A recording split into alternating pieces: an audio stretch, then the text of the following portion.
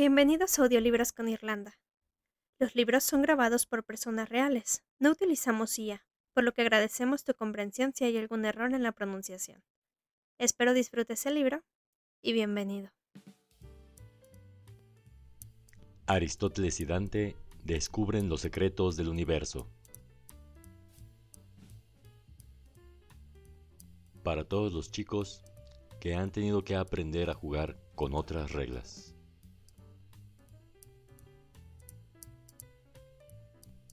¿Por qué sonreímos? ¿Por qué reímos? ¿Por qué nos sentimos solos? ¿Por qué estamos tristes y confundidos? ¿Por qué leemos poesía? ¿Por qué lloramos cuando vemos una pintura?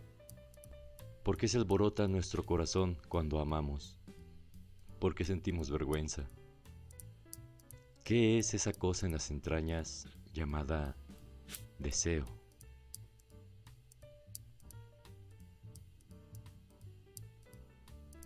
Las otras reglas del verano. El problema con mi vida era que se le había ocurrido a alguien más. 1. Una noche de verano me quedé dormido con la esperanza de que el mundo sería otro cuando despertara.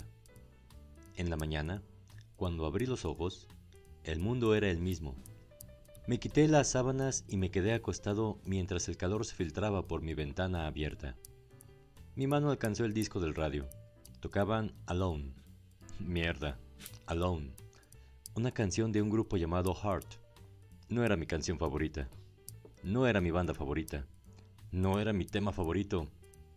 You don't know how long. Tenía 15 años. Estaba aburrido. Me sentía miserable. Si por mí fuera, el sol podría haberle derretido todo el azul al cielo. Así, el cielo podría sentirse tan miserable como yo. El DJ estaba diciendo cosas fastidiosas y obvias como «¡Ya es verano! ¡Qué calor hacia afuera!» Y luego ponía esa pista retro de El Llanero Solitario. Algo que le gustaba poner todas las mañanas, porque pensaba que era una manera genial de despertar al mundo. ¡Hi-yo, Silver! ¿Quién contrató a este tipo? Me estaba matando. Creo que se suponía que mientras escuchábamos la obertura de Guillermo Tell, debíamos imaginar al llanero solitario y a Toro cabalgando por el desierto con sus caballos. Quizás alguien le debería de haber dicho al tipo que ya no teníamos 10 años. ¡Hi-yo, Silver! Mierda. La voz del DJ estaba al aire otra vez. ¡Despierta, El Paso! Es lunes 15 de junio de 1987. 1987, ¿lo pueden creer? Y hoy mandamos muchas felicitaciones a Waylon Jennings, quien cumple 50 años. ¿Waylon Jennings? Era una estación de rock, maldita sea. Pero entonces dijo algo que sugería que quizá tenía un cerebro. Contó la historia de cómo Waylon Jennings sobrevivió al choque de avión que mató a Buddy Holly y a Ritchie Valens. Con eso, puso la versión de La Bamba de Los Lobos. La Bamba. Con esa me las podía ingeniar. Golpeé mis pies descalzos contra el piso de duela, mientras seguía el ritmo con el movimiento de mi cabeza.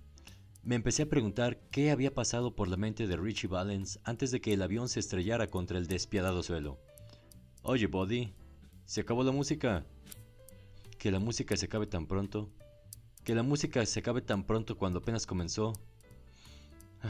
Qué cosa tan triste. 2. Entré a la cocina. Mi mamá preparaba el almuerzo para una reunión con sus amigas de la iglesia. Me serví un vaso de jugo de naranja. Mi mamá me sonrió. ¿Vamos a dar los buenos días? Lo estoy pensando, dije. Bueno, por lo menos lograste levantarte de la cama. Lo tuve que pensar un buen rato. ¿Qué pasa con los niños y el sueño? Nos sale bien. Eso la hizo reír. De todos modos, no estaba durmiendo. Estaba escuchando La Bamba. Ritchie Valens, dijo casi murmurando. Tan triste. Igual que tu Patsy Cline. Asintió. A veces la encontraba cantando esa canción, Crazy, y sonreía. Y ella sonreía. Era como si compartiéramos un secreto. Mi mamá tenía linda voz. Los accidentes aéreos, murmuraba mi madre. Creo que hablaba más sola que conmigo. Richie Valens habrá muerto joven. Pero hizo algo, o sea, de verdad hizo algo. ¿Y yo? ¿Yo qué he hecho? Tienes tiempo, dijo. Hay mucho tiempo. La eterna optimista. Pues primero hay que volverse persona, dije. Me miró con extrañeza. Tengo 15 años. Sé cuántos años tienes. Los quinceañeros no contamos como gente. Mi mamá se rió. Era maestra de preparatoria. Yo sabía que estaba más o menos de acuerdo conmigo.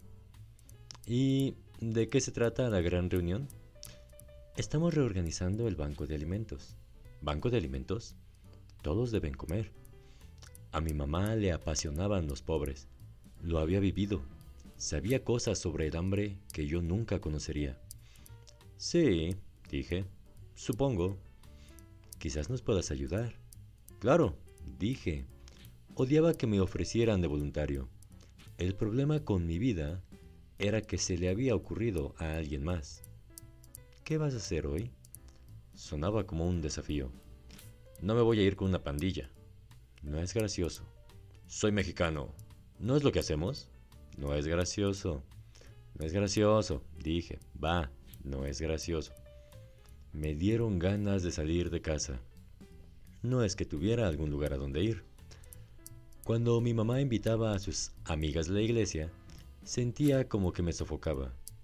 No era tanto que todas sus amigas tuvieran más de 50 años. No se trataba de eso. Ni siquiera todos los comentarios sobre cómo me estaba volviendo hombre frente a sus ojos. O sea, reconocía las tonterías cuando las escuchaba. Y en cuanto a las tonterías, estas eran del tipo lindo, inocuo, cariñoso. Podía tolerar que me tomaran por los hombros y me dijeran, déjame verte, déjame ver, ay, qué muchacho tan guapo, te pareces a tu papá. No porque hubiera mucho que ver, solo era yo. Y sí, me parecía a mi papá. No sentía que fuera algo tan grandioso. Pero lo que de verdad me sacaba de quicio era que mi mamá tenía más amigos que yo. Así o más patético. Decidí ir a nadar a la alberca de Memorial Park. Era una pequeña ocurrencia, pero al menos era mía. Cuando estaba saliendo por la puerta, mi mamá tomó la toalla vieja que me había echado al hombro y la cambió por una mejor. En el mundo de mi madre había ciertas reglas relacionadas con las toallas que yo simplemente no entendía, pero las reglas no paraban en las toallas. Miro mi camiseta. Reconocía una mirada de desaprobación cuando la veía. Antes de que me obligara a cambiarme, le lancé una de mis propias miradas. «Es mi camiseta favorita», le dije. «¿No la usaste ayer?» «Sí», le dije. «Es Carlos Santana». «Sé quién es», me dijo. «Papá me la dio de cumpleaños». «Si bien me acuerdo. No parecía estar entusiasmado cuando abriste el regalo de papá». «Esperaba otra cosa». «¿Otra cosa?» «No sé, otra cosa. ¿Una camiseta para mi cumpleaños?» Miré a mamá. Supongo que simplemente no lo entiendo. No es tan complicado, Ari. No habla. A veces, cuando la gente habla, no siempre dice la verdad. Supongo, le dije. En fin, ya me encanta esta camiseta. Se nota. Estaba sonriendo. También yo estaba sonriendo. Papá la consiguió en su primer concierto. Yo estaba ahí, lo recuerdo. Está vieja y andrajosa. Soy sentimental. Sí, cómo no. Mamá, es verano. Sí, dijo. Sí, es verano. Otras reglas, le dije. Otras reglas, repitió. Me encantaban las otras reglas del verano. Mi madre las toleraba. Extendió su mano y pasó sus dedos por mi pelo. Prométeme que no te la pondrás mañana. Está bien, le dije. Lo prometo. Pero solo si me prometes que no la vas a meter a la secadora. Puede ser que deje que la laves tú solo. Me sonrió. No te ahogues. Le devolví la sonrisa. Si me ahogo, no regales a mi perro. Lo del perro era broma. No teníamos uno. Mi mamá. Ella entendía mi sentido del humor. Yo entendía el suyo. Éramos buenos en ese sentido. No es que no fuera misteriosa de alguna manera. Algo que yo entendía por completo. Entendía por qué mi papá se enamoró de ella. Por qué ella se enamoró de mi padre era algo que todavía no me cabía en la cabeza. Una vez, cuando tenía como 6 o 7 años, estaba súper enojado con mi papá, porque quería que jugara conmigo y él parecía tan distante. Era como si yo ni siquiera estuviera ahí. Le pregunté a mi mamá con toda mi rabia de niño, ¿cómo te pudiste casar con ese tipo? Me sonrió y pasó sus dedos por mi pelo. Eso siempre fue lo suyo. Me miró directamente a los ojos y me dijo con calma, tu padre era hermoso. Ni siquiera lo dudó. Quería preguntarle qué le había pasado a toda esa belleza.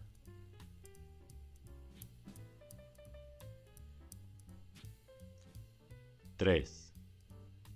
Cuando salí hacía el calor del día. Hasta las lagartijas sabían que no había que estar reptando por ahí. Los parches alquitranados en las grietas de la calle se derretían. El azul del cielo era pálido y se me ocurrió que quizá todos habían escapado de la ciudad y su calor. O quizá todos murieron, como en una de esas pelis de ciencia ficción, y yo era el último chico en la Tierra.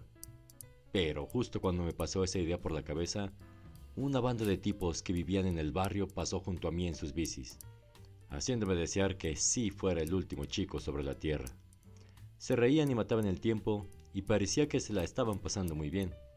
Uno de los tipos me gritó, «Oye, Mendoza, ¿estás pasando un rato con todos tus amigos?» Lo saludé con la mano, fingiendo tomarlo con espíritu deportivo. Ja, ja, ja. Y luego les hice un gesto obsceno. Uno de los tipos se detuvo, se volteó y comenzó a girar alrededor de mí en su bicicleta.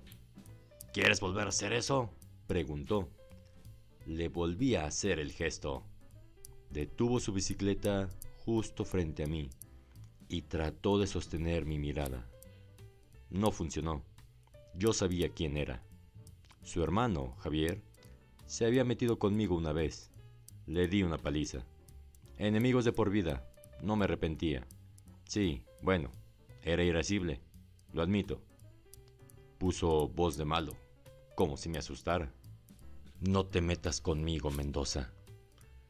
Le volví a hacer un gesto obsceno y le apunté el dedo a la cara, como si fuera una pistola. Salió disparado en su bici. Muchas cosas me daban miedo, pero no los tipos como él. La mayoría de los chicos no se meten conmigo, ni siquiera los tipos que daban la vuelta en jaurías. Me volvieron a pasar en sus bicis, gritándome cosas. Todos tenían 13 y 14 años, y meterse con tipos como yo solo era un juego para ellos. Mientras se desvanecían sus voces, comencé a sentir lástima por mí mismo. Sentir lástima por mí mismo era todo un arte. Creo que a una parte de mí le gustaba hacer eso. Quizá tenía algo que ver con mi orden de nacimiento. Creo que eso tenía que ver, ¿sabes? No me gustaba el hecho de ser un pseudo hijo único. No sabía de qué otra manera considerarme. Era hijo único sin serlo en realidad. Eso apestaba. Mis hermanas gemelas me llevaban 12 años. 12 años era toda una vida, lo juro que lo era. Y siempre me habían hecho sentir como un bebé, o un juguete, o un proyecto, o una mascota. De verdad me gustan los perros, pero a veces me daba la sensación de solo ser la mascota del equipo. Es decir, esa palabra que se refiere a los animales que sirven de compañía a la familia. Mascota. Estupendo, Ari, la mascota de la familia. Y mi hermano era 11 años mayor que yo. Era incluso menos accesible para mí que mis hermanas. Ni siquiera podía mencionar su nombre. ¿A quién demonios le gusta hablar de sus hermanos mayores que están en la cárcel? No a mi mamá ni a mi papá, sin duda. Tampoco a mis hermanas. Quizá todo ese silencio sobre mi hermano me hizo algo. Creo que lo hacía. no hablar puede hacer que un chico se vuelva bastante solitario. Mis papás eran jóvenes y apenas se mantenían a flote cuando nacieron mis hermanas y mi hermano. Mantenerse a flote era la expresión favorita de mis padres. En algún momento, después de tener 3 hijos y tratar de terminar la universidad, mi papá se unió a la infantería de marina y luego se fue a la guerra. La guerra lo cambió. Yo nací cuando volvió a casa. A veces pienso que mi papá tiene un montón de cicatrices en su corazón, en su cabeza, por todos lados. No es cosa fácil ser hijo de un hombre que se fue a la guerra. Cuando tenía 8 años, escuché a mi mamá hablar con mi tía Ofelia por teléfono. Creo que la guerra no terminará jamás para él. Después le pregunté a mi tía Ofelia si eso era cierto. Sí, dijo, es cierto. Pero, ¿por qué la guerra no deja en paz a mi papá? Porque tu papá tiene una conciencia, dijo. ¿Qué le pasó en la guerra? Nadie lo sabe. ¿Por qué no lo cuenta? Porque no puede. Así que así era. Cuando tenía 8 años, no sabía nada sobre la guerra, ni siquiera sabía lo que era una conciencia. Lo único que sabía era que a veces mi papá estaba triste. Odiaba que estuviera triste. Me hacía sentir triste también. No me gustaba lo triste. Así que era el hijo de un hombre que tenía a Vietnam viviendo dentro de él. Sí, tenía todo tipo de razones trágicas para sentir lástima por mí mismo. Tener 15 años no ayudaba. A veces pensaba que tener 15 años era la peor tragedia de todas.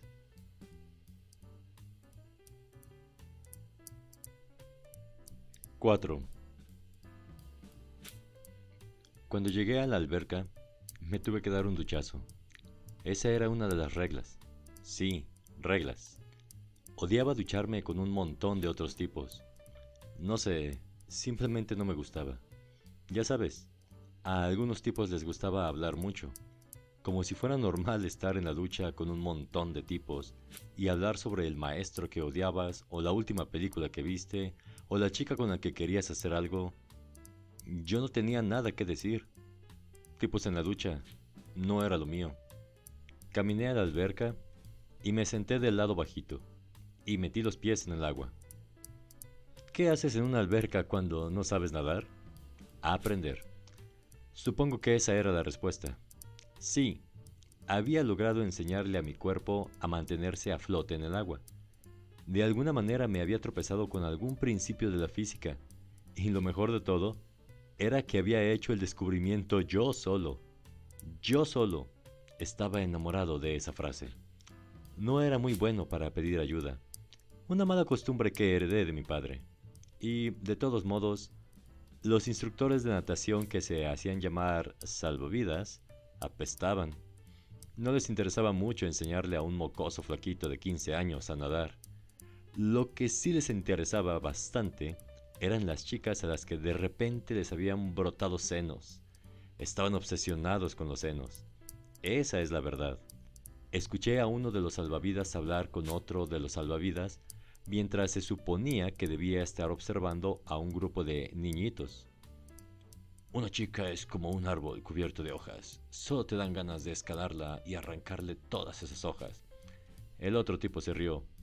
Eres un idiota, le dijo. No, soy un poeta, dijo. Un poeta del cuerpo. Y después los dos estallaron en carcajadas. Sí, claro.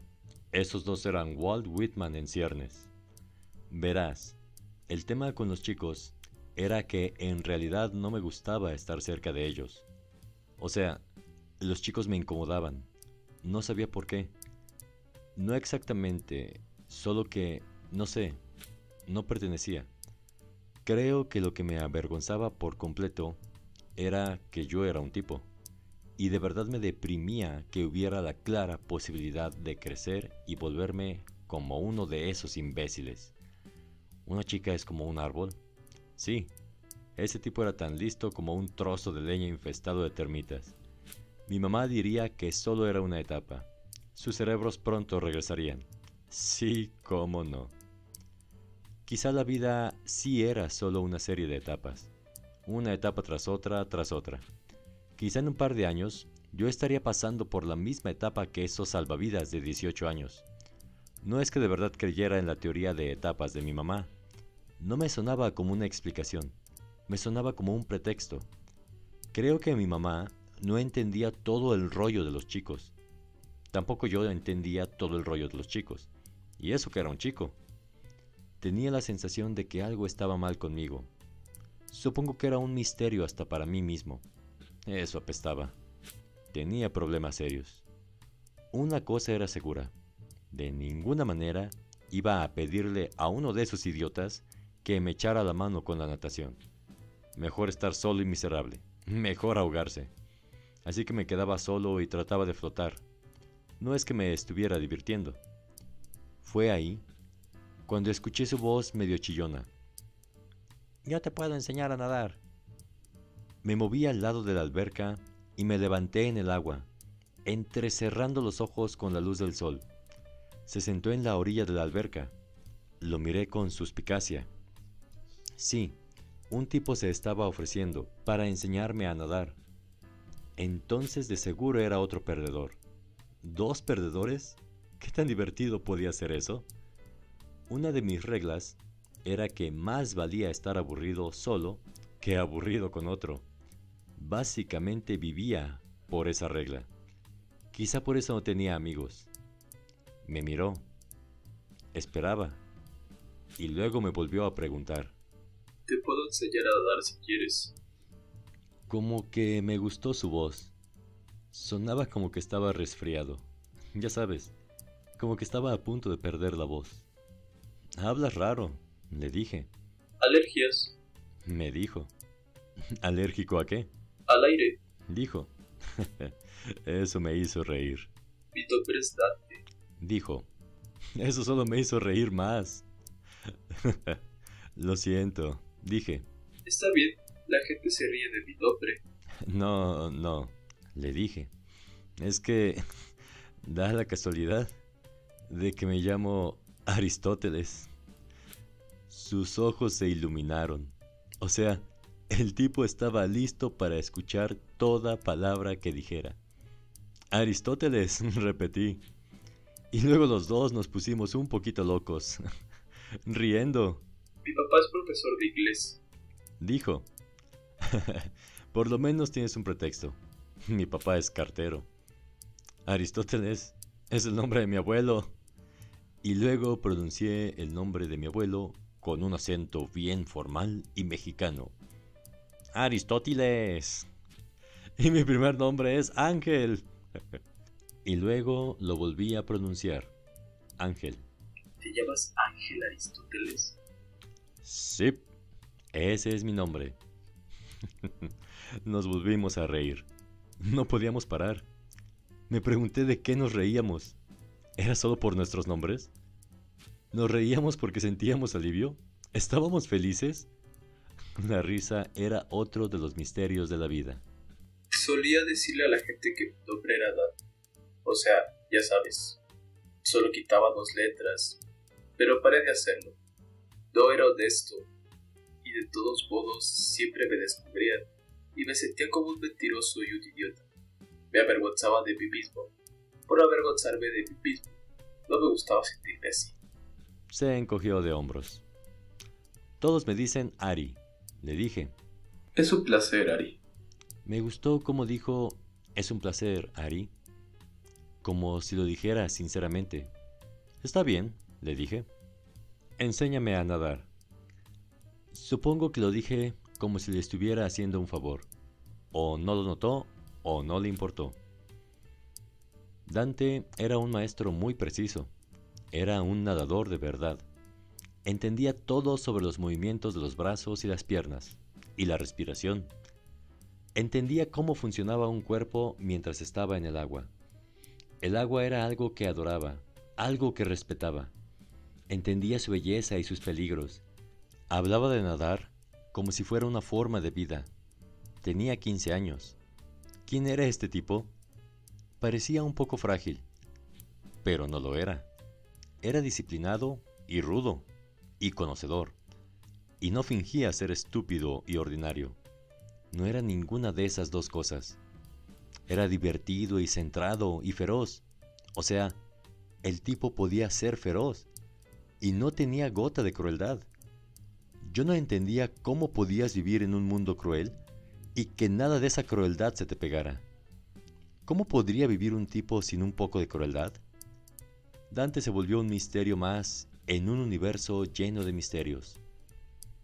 Todo ese verano nadamos y leímos cómics, y leímos libros, y discutimos sobre ellos.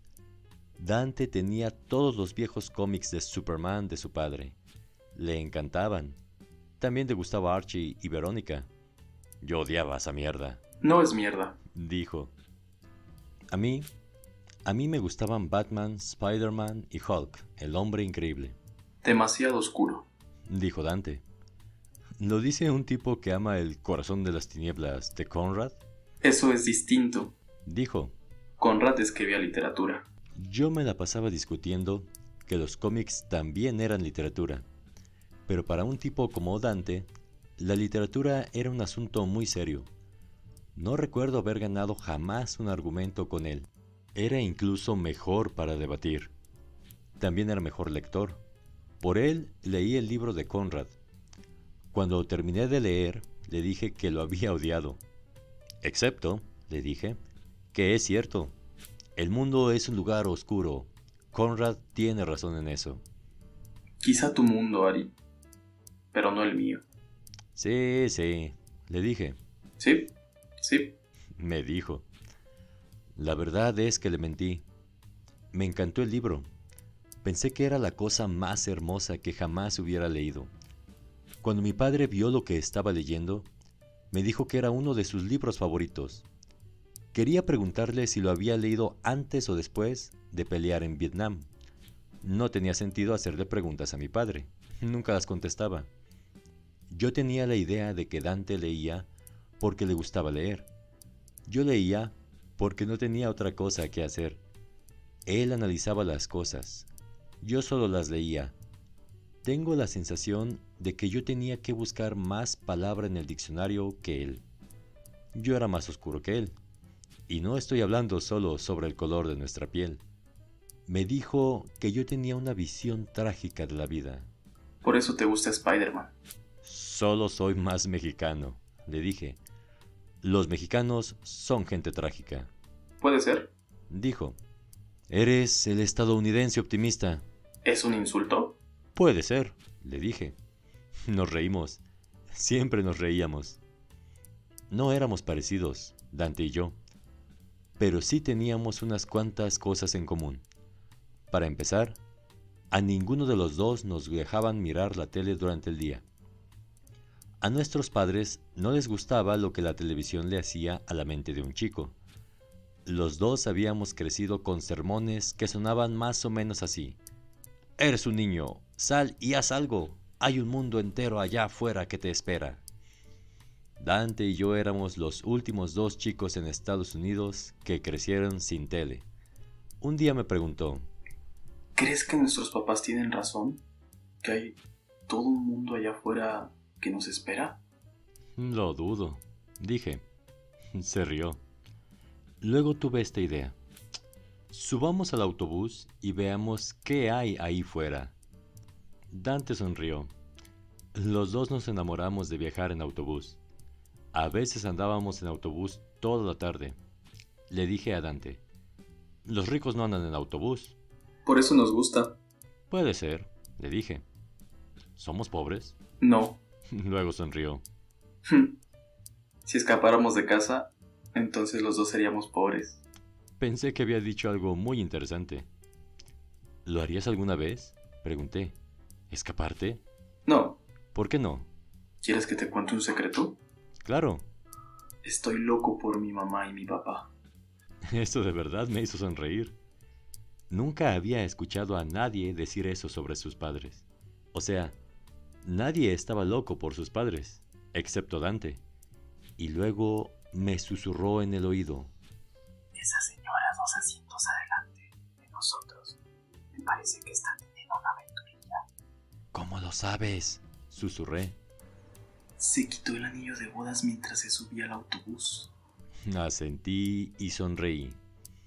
Inventábamos historias sobre la otra gente que iba en el autobús. Nunca he estado muy cerca que digamos a otra gente. Básicamente era un solitario. Había jugado básquet y béisbol y hecho el rollo de los niños exploradores, pero siempre guardé mi distancia de los demás chicos. Nunca me sentí como si fuera parte de su mundo. Chicos, los miraba, los estudiaba. A fin de cuentas, no encontraba que la mayoría de los tipos que me rodeaba fuera muy interesante. De hecho, me disgustaban bastante. Quizá era un poco arrogante, pero no creo que lo fuera. Solo que no entendía cómo hablar con ellos, cómo ser yo mismo alrededor de ellos. Estar con otros chicos no me hacía sentir más listo. Estar con otros chicos me hacía sentir estúpido e inadecuado. Era como si todos fueran parte de un club y que yo no era miembro. Cuando tuve la edad para ir a los niños exploradores, le dije a mi papá que no lo haría. Ya no lo podía soportar. Pruébalo un año, dijo. Mi papá sabía que a veces me gustaba pelear. Siempre me estaba dando sermones sobre la violencia física. Trataba de mantenerme alejado de las pandillas de la escuela. Trataba de evitar que me convirtiera en alguien como mi hermano, que acabó en la cárcel. Así que por mi hermano, cuya existencia ni siquiera era reconocida, yo tenía que ser un buen niño explorador. Eso apestaba. ¿Por qué tenía que ser un buen chico solo porque tenía un hermano que era un mal chico? Odiaba la manera en que mi mamá y papá hacían los cálculos familiares. Le seguí la corriente a mi papá. Lo intenté un año. Lo odiaba, excepto cuando aprendí a hacer RCP. O sea, no me gustó la parte que tenía que ver con respirar en la boca de otra persona. Eso como que me ponía los pelos de punta. Pero por alguna razón, todo eso me fascinaba. ¿Cómo podías lograr que un corazón comenzara a latir otra vez? Pero después de que me dieran un parche por aprender a resucitar a alguien, lo dejé. Vine a casa y le di el parche a mi papá. Creo que estás cometiendo un error. Eso fue lo único que dijo mi papá. No voy a terminar en el bote. Esto es lo que quería decir. En vez de ello, solo fanfarroneé. Si me obligas a regresar, te juro que voy a empezar a fumar hierba. Mi papá me miró con extrañeza. Es tu vida, dijo, como si de verdad eso fuera cierto. Y otra cosa sobre mi padre. No daba sermones, no de verdad. Cosa que me reventaba. Hablaba con oraciones muy breves. Es tu vida, inténtalo. ¿Seguro que quieres hacer eso? ¿Por qué no podía hablar y ya? ¿Cómo se suponía que lo debía conocer cuando no me dejaba? Odiaba eso. Me iba lo suficientemente bien. Tenía amigos en la escuela, más o menos. No era increíblemente popular. ¿Cómo podría serlo? Para ser increíblemente popular tenías que hacer que la gente creyera que eras divertido e interesante. Simplemente no era un timador a ese grado. Había un par de tipos con los que solía llevarme, los hermanos Gómez, pero se fueron a vivir a otro lado. Y había un par de chicas, Gina Navarro y Susie Byard, a las que les gustaba atormentarme como pasatiempo. Chicas, eran un misterio también. Todo era un misterio. Supongo que no me iba tan mal. Quizá no todos me amaban, pero tampoco era uno de esos chicos a los que todos odiaban. Era bueno para pelear, así que la gente me dejaba solo. Era más que nada invisible. Creo que me gustaba así. Y luego llegó Dante.